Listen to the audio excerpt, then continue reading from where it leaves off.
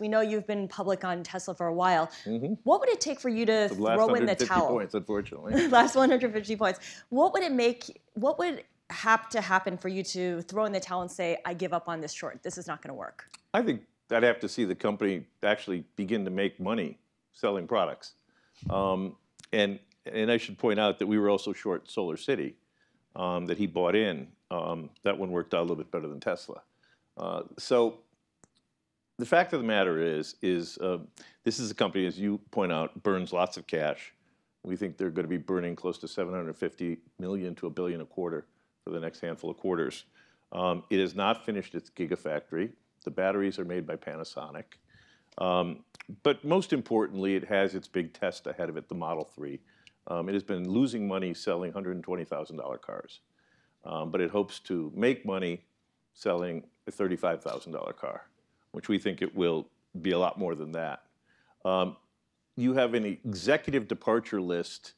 The only one I've seen longer in the last 2 years is Valiance, where just people are leaving left, right, and center. So brain drain. Well, something. I mean, I don't know. They're not waiting around for the company of the future, even though the stock price notwithstanding. And so we'll see. I mean, the car is supposed to go into production in July. They'll be competing with real companies in 2018. I noted with some interest as I got here, the opening remarks by Mr. Musk were talking about transforming to the energy company, energy solution company or something like that. So he's trying to reposition the company as something other than an automobile company, but it is an automobile company with a money-losing solar roof company subsidiary. In addition, he's going to have to raise a lot of money. Rule of thumb is it takes about 50 cents in capital for every dollar of automobile revenues. So if he's going to be doing 500,000 Model 3s and 100,000 of the Model S's and Model X's, he's going to need something on the order that'll be about 30-some billion in revenues. He's going to need about another 10 billion in capital to do that. And he's going to need it soon.